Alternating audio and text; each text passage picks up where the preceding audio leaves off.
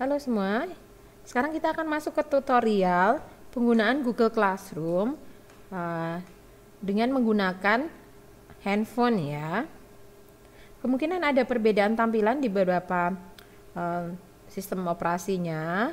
Mungkin ada yang pakai Android, mungkin ada yang pakai Windows, mungkin ada pakai handphone yang dengan sistem operasi Apple, Macintosh ya, macOS. Nah, kita mulai saja sekarang dengan aplikasi untuk HP Android ya, aplikasi Google Classroom untuk HP Android. Yang pertama kita akan download dulu di Play Store seperti ini. Kita cari di situ Classroom ya, kita klik langsung, kemudian ketikkan Classroom Google Classroom ya, Classroom gitu aja enggak apa-apa. Nah, akan secara langsung terdeteksi Google Class di situ. Kita install saja. Langsung klik install. Kemudian kita menunggu proses download.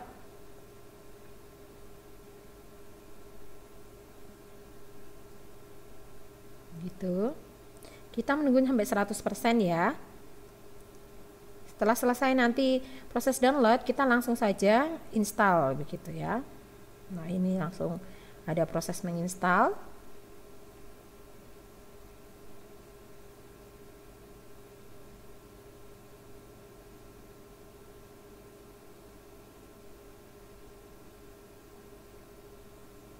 Oke. Kita tunggu. Oke. Google Classroom pemasangan selesai. Bagus sekali. Kemudian kita bisa klik buka. Nah, kelas membantu Google Classroom atau Classroom membantu kelas berkomunikasi, menghemat waktu dan tetap teratur administrasi ya. Kita mulai saja. Nah, kita akan menggunakan akun email apa seperti itu ya. Kita coba menggunakan akun email Joshua ya. Kita tambahkan akun, oke. Handphone akan memeriksa informasi dan akan meminta sandi layar kuncinya, diberikan sandi layarnya. Contohnya Bunat punya sandi layar. Kemudian minta untuk login emailnya. Jadi masukkan akun emailnya Joshua Karisio seperti itu 2020@gmail.com. Seperti itu. Setelah memasukkan alamat emailnya, kita klik berikutnya. Nah, diminta sandinya juga ya.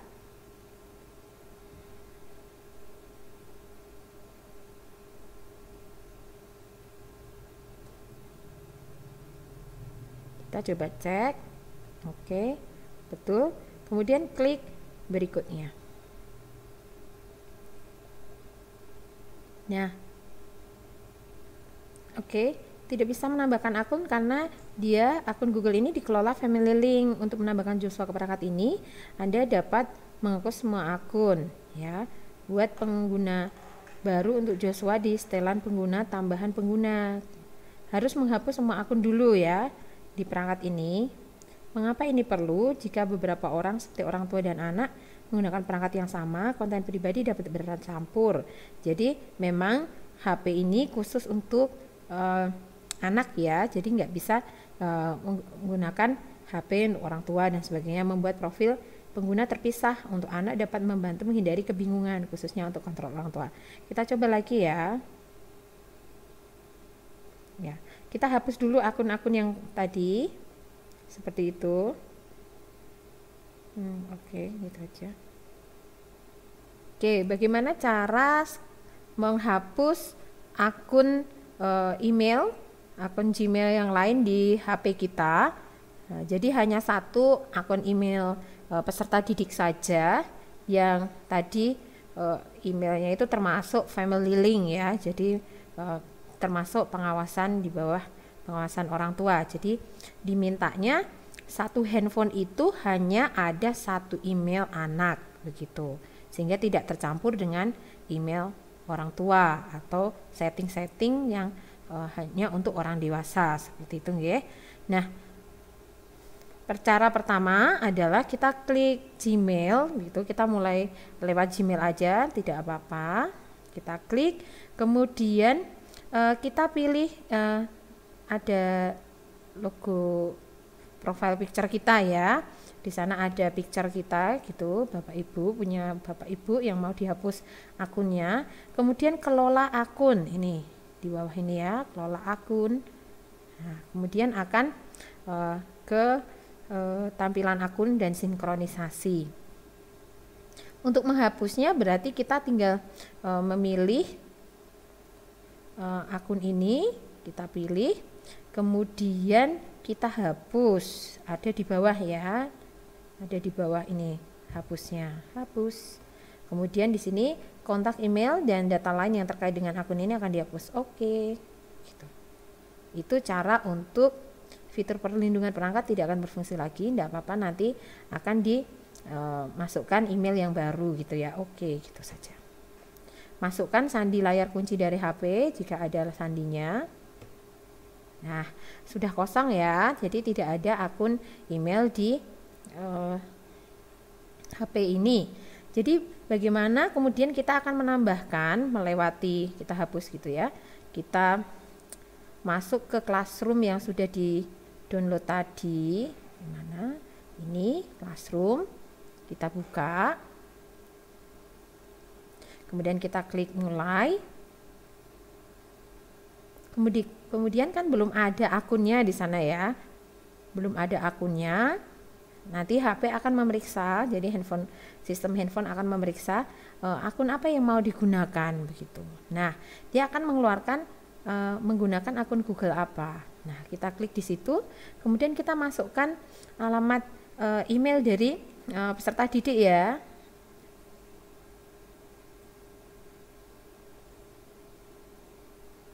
Ya, seperti itu.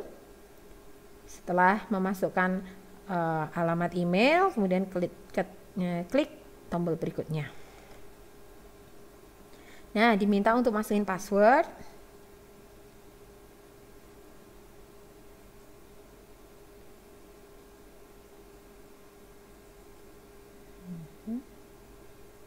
Kita cek betul ya. Kemudian klik berikutnya.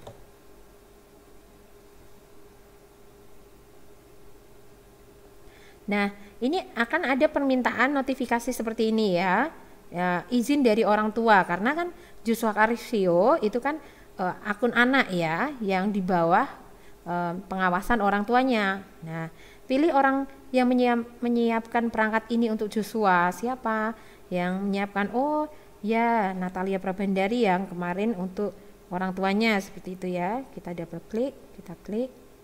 Kemudian untuk membantu Joshua di tahap berikutnya, terlebih dahulu verifikasi bahwa ini memang Anda. Jadi masukkan sandi dari akun email orang tua ya, Natalia Prabandari gitu ya. Dimasukkan.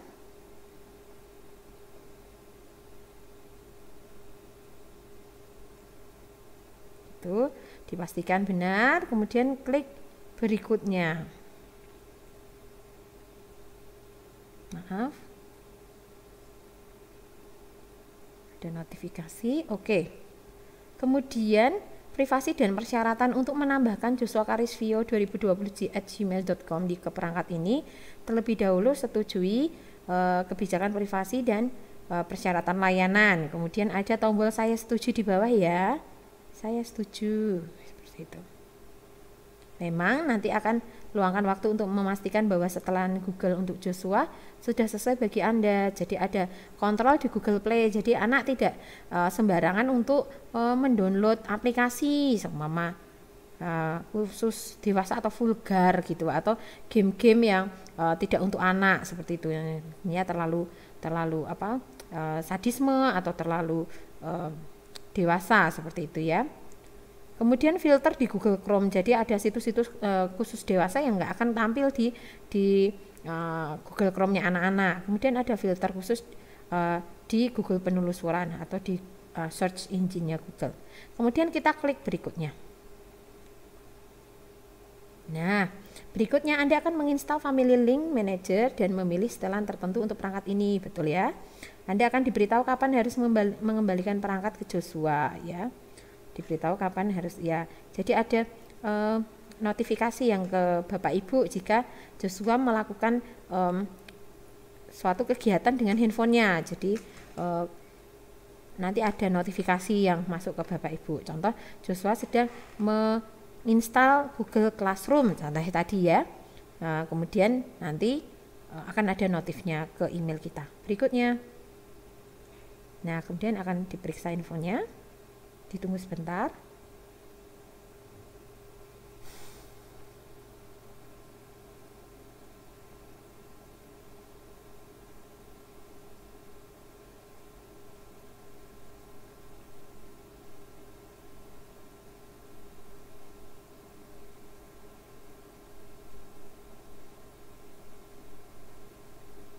Oke, akan ada tampilan berikut seperti ini. Aktifkan Family Link Manager. Berikutnya Anda akan mengaktifkan Family Link Manager yang dapat membantu orang tua mengelola perangkat ini dari Family Link. Langkah ini diperlukan ya. Berikutnya. Oke, pengelolaan Family Link Manager adalah bisa menyetel aturan sandinya. Jadi kontrol panjang karakter dan sebagainya. Nanti Bapak Ibu bisa ikut mengaturnya, kunci layar, setel kedaluarsa sandi, notifikasi kamera, dan berikutnya. Aktifkan saja.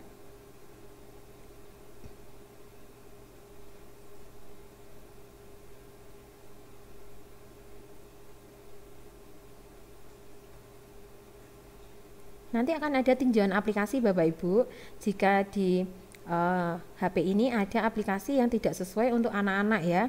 Nanti bisa dicek di situ. Nanti ada aplikasi seperti ini Bapak Ibu. Mungkin ada Alkitab online begitu, Bank Jateng, Bumerang dan sebagainya. Ratingnya 3+, jadi nggak masalah menurut saya, di lainnya saja. Jadi Bapak Ibu bisa melihat, oh ada Mobile Legends, ada Google Play dan sebagainya lainnya. Kita bisa cek dulu. Jadi Bapak Ibu sambil ngecek seumpama ada yang tidak sesuai dengan anak-anak ya, seperti itu.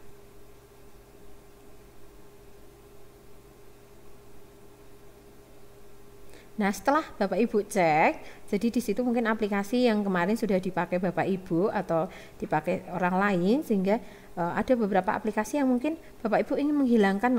Jadi anak tidak usah menggunakan aplikasi ini, bisa Bapak Ibu tadi menghilangkan. Jadi seperti itu. Maaf ada notif. Kemudian ini layanan Joshua Carisview dan sebagainya, cadangkan iya, cadangan ke Google Drive iya, dan sebagainya ini di lainnya saja. Bahwa kita mengikuti semuanya. Oke, gunakan lokasinya. Jadi mengizinkan aplikasi dan layanan yang mengizinkan lokasi untuk menggunakan lokasi perangkat ini. Google dapat mengumpulkan data lokasi secara berkala. Jadi ada Google Lokasi. Di situ ada sebulan sekali akan ada laporan tentang kemana saja tadi kedeteksi bahwa aplikasi ini ke Semarang, selama bulan itu dia pernah ke Semarang dan ke Solo gitu. Jadi nanti bisa terdeteksi bahwa dia selama ke Semarang dia mampir ke resto, salah satu resto gitu, kemudian terdeteksi di situ sehingga bisa ada notifikasi dan menyampaikan notifikasi nanti ke Bapak Ibu. Nah, kemudian kirim data diagnostiknya, kemudian install update aplikasi, kita setuju saja. Kita tunggu. Ini yang pertama kali ya Bapak Ibu untuk akun anak ya. Kalau seumpama anak sudah umurnya sudah di atas 13 tahun, lebih baik ya menggunakan langkah yang biasa, enggak apa-apa, bukan Family Link. Begitu. Pastikan setelan untuk Joshua sudah sesuai sebelum Anda memberikan ponsel ini kepada putra-putri Bapak Ibu nggih. Berikutnya. Ponsel ini sudah siap digunakan untuk Joshua. Jadi kita klik. Baru kemudian Google Classroom ready untuk dipakai ya. Jadi, nah Google Classroom-nya sudah terbuka. Nah, di sini tadi kita sudah menggunakan akun Joshua ya. Jadi saya akan enroll dulu. Maaf, ini baterainya sudah mau habis. Saya mau batalkan pendaftaran batalkan pendaftaran ke kelas BTIK dulu. Nanti bagaimana diajarkan pertama kali siswa ini ikut suatu kelas begitu ya. Bedanya dengan yang menggunakan PC atau laptop tadi. Oke, kita langsung saja bagaimana bergabung ke kelas menggunakan kode kelasnya. Sekali lagi, kode kelasnya nanti akan dibagikan oleh wali kelas masing-masing. Kita pilih ya, kita pilih tanda plus, kemudian nanti akan tampil seperti ini. Saat ini Anda login sebagai Joshua, betul. Kemudian kode kelasnya. Sebagai contoh, saya akan masuk lagi kode kelas yang tadi BZG 4.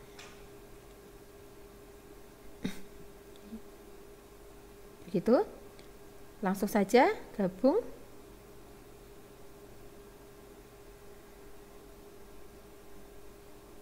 Kita tunggu ya, sudah masuk Bapak Ibu dan anak-anak semua, sudah masuk kelas satu kelas yaitu bimbingan teknologi informasi dan komunikasi. Seperti itu. Jadi nanti kalau sudah bergabung dengan handphone, nanti ada beberapa kelas di sini ya, nanti tertampil semua dari kelas PAK sampai dengan kelas bahasa Mandarin begitu. Kita coba klik bagian-bagiannya. Kita masuk ke kelas bimbingan teknologi informasi. Sama, ini adalah halaman stream atau halaman forum ya. Tadi bahasa Inggrisnya stream, bahasa Indonesianya forum. Kita lihat di sini adalah isinya adalah pengumuman, kemudian ada update tugas, update materi seperti itu ya. Nah, ini sudah dibahas di bagian tadi stream sama. Oke, tugas kelas sekarang. Tugas kelas, kita lihat di tugas kelas. Tugas kelas atau classwork ya, bahasa Inggrisnya. Kita lihat di situ sudah ada topik sensus sama hardware, edutainment, computer system. Dan di situ juga sudah ada materi Google Classroom sama Mama, kita klik. Ini bentuknya PDF, kita klik ya. Pastikan kalau di HP kalian juga tersedia untuk pembacaan PDF ya. Nah, ini bentuknya. Ini materinya tentang Google Classroom. Oke, kita back aja, kita back. Oke, kita coba materi ini bisa di-download ya. Jadi materi ini nanti kirim masuk ke Google gitu bisa. Coba kita lihat.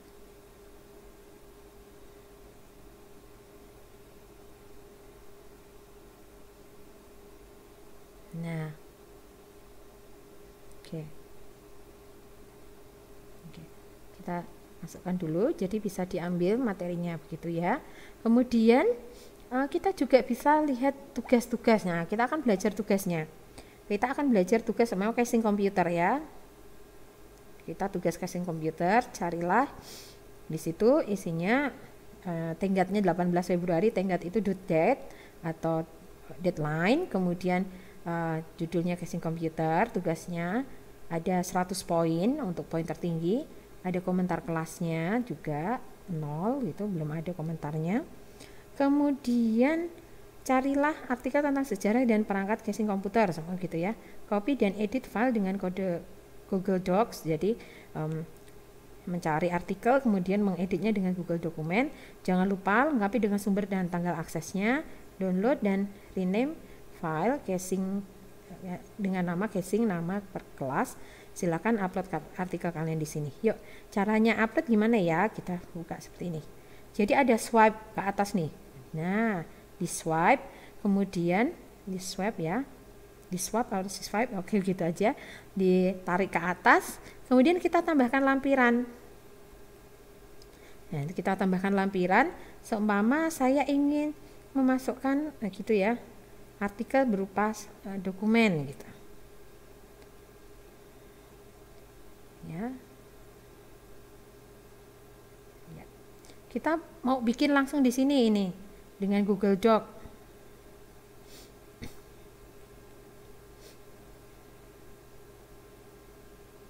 Ya.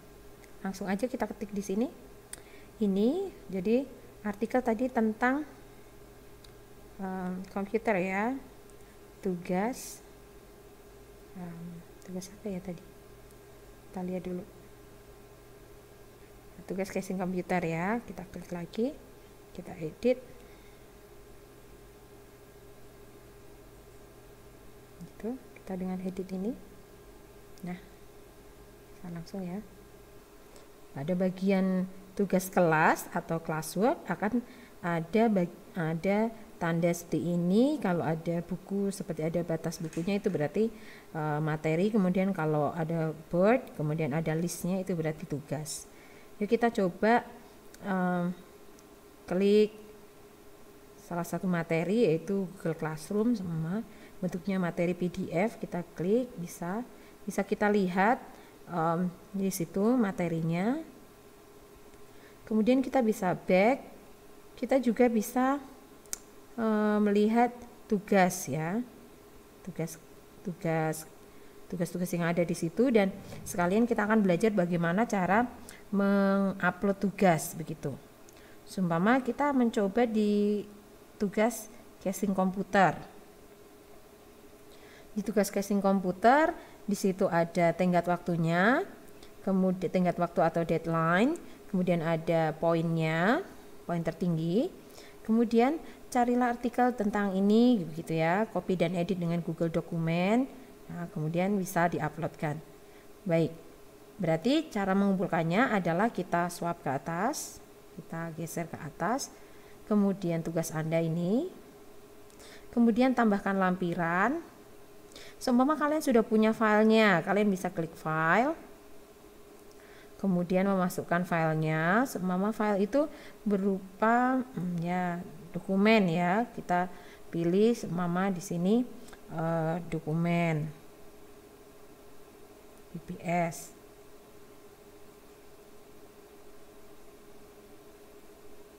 Atau yang ada di sini saja ya, ini. Oke, salah satunya sama ya di sini kita notifikasi, kita pilih seumpama data peserta 7 ini ya. Nanti akan diuploadkan ya, si proses upload. Nah, sudah selesai PDF dalam bentuk PDF ya, atau ini saat kita sudah mempunyai file, kita bisa masukkan dalam Word, dalam bentuk Word, PPT, Excel ya, dan sebagainya. Kita bisa langsung masukkan, atau video atau apapun. Tambahkan lampirannya, seumpama lampirannya tadi disuruh membuat dengan Google Dokumen, jadi kita klik Google Dokumen. Nah, kemudian kita baru seumpama mempaste atau mengetik secara manual di situ ya. Kita klik ada tanda pen di sana, seumpama tugas casing komputer.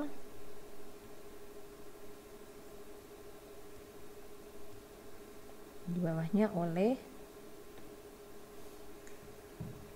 nah, kita kasih Joshua Karisvio. Kemudian kelas 7A.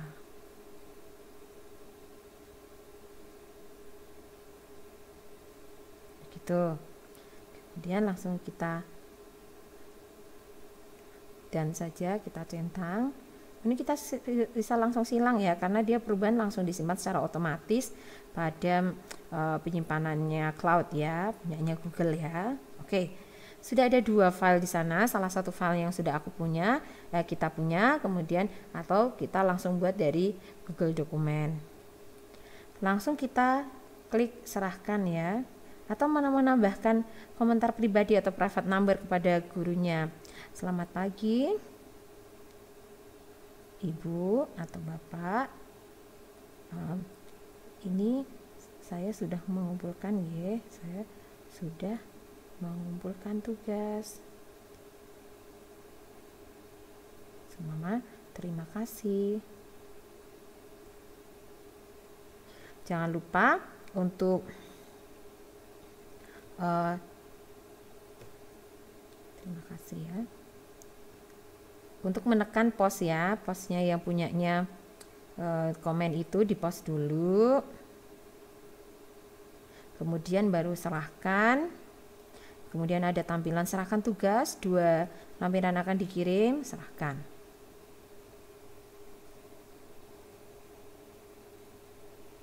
Ya. Pesan pekerjaan telah selesai ya, sudah dikirimkan ya. Kemudian seumpama kita mau mengubah atau mengedit, seumpama ada salah satu tugas yang ternyata harus diedit dulu, ternyata belum selesai, atau bapak ibu gurunya mengembalikan tugasnya, Joshua kamu ini tolong pekerjaanmu ditambahi lagi karena pekerjaanmu masih sangat sedikit, jauh dari apa yang diinginkan, seumpama disuruh menambahkan, atau bagaimana ditambahkan ini alamat webnya yang mendapatkan artikel itu gitu ya. Kita bisa swipe ke atas atau ini, kemudian kita klik batalkan pengiriman begitu. Kemudian kita bisa mengedit, kita bisa ambil seumpama data peserta ini enggak jadi dikirimkan ya, hapus. Kemudian udah diedit, kemudian diuploadkan, kemudian jangan lupa diserahkan, kirim ulang. Nah, seperti itu. Kemudian kita kembali lagi, kita cek tugas kelas kita sudah casing komputer, oke, sudah diserahkan, begitu ya. Nah, sekarang kita cek lagi di bagian yang berikutnya, yaitu bagian anggota. Anggota sama dengan people ya, kalau di PC yang tutorial PC tadi. Ini ada pengajar sama teman sekelas, begitu. Begitu. Kemudian cek apa lagi ya? Oke. Nah, ini cek data classwork kita. Ini ya, tanda ada orang di dalam bird gitu ya, di dalam jendela gitu ya, kita klik. Nah, ini tugas kita. Saya menggunakan akun Natalia ya, walaupun tadi saya lanjutkan dengan akun saya. Tadi Joshua Karisvio, ini langsung saya lanjutkan dengan ini, bahwa casing komputer sudah diserahkan ya, tanggal 1 komentar, 1 private comment, 1 lampiran diserahkan, terlambat diselesaikan sih ya, karena tidak sesuai jadwalnya, deadline-nya gitu. Nah, selanjutnya kita lihat filter untuk menurutkan topiknya, dilihat filternya apa, topik-topik yang dibahas di kelas itu ya, ini. Kemudian kita klik ada menu utamanya, sama seperti yang tadi, ada menu kelas, di mana kelas yang kita ikuti bisa tertampil di situ. Kemudian ada menu kalender. Menu kalender ini terdeteksi dengan kalendernya Google ya, Google Kalender. Jadi kita bisa lihat tanggal 1 ada Idul Adha, jadi ada libur ya.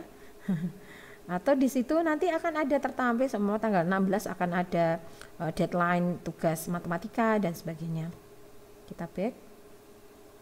Kemudian ada notifikasi.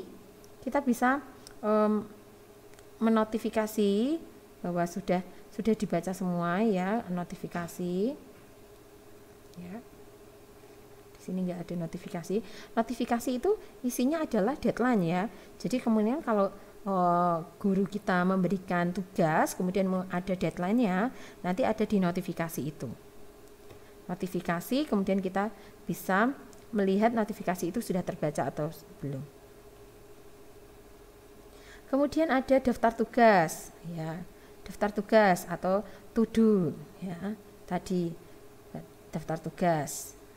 Nah, di sini ada yang tidak ada, maksudnya tidak ada di sini adalah tidak diberi belum dikumpulkan, maksudnya tidak mengumpulkan begitu ya.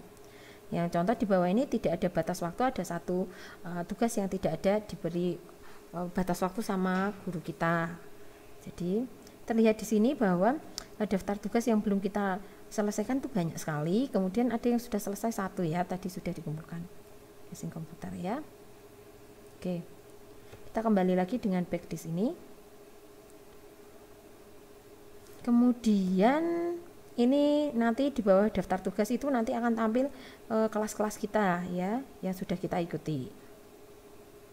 Kemudian kelas yang diarsipkan sama dengan arsip kelas, jadi kelas yang sudah kita ikuti di tahun ajaran lalu kemungkinan sudah diarsipkan oleh guru kita dan nanti masuknya ke kelas yang diarsipkan. Kemudian ada folder kelas itu nanti masuknya ke Google Drive ya. Ini adalah penyimpanan kita. Baik saja. Google Drive nanti kita akan dibahas di tutorial tersendiri ya. Kemudian ada setelan sama persis yang akan membahas tentang notifikasi ya. Jadi kita bisa mengatur notifikasi kita di perangkat. Kemudian ada bantuan dan kebijakan privasi, pelayanan nggak begitu penting ya. Oke, begitu saja untuk tutorial kita di Google Classroom menggunakan Android. Semoga bisa membantu kalian di dalam pembelajaran semester ini ya. Jika ada pertanyaan bisa menghubungi Bu Natalia untuk bimbingan teknologi informasi dan komunikasi. Terima kasih telah mengikuti tutorial ini. Sukses selalu, Tuhan berkati.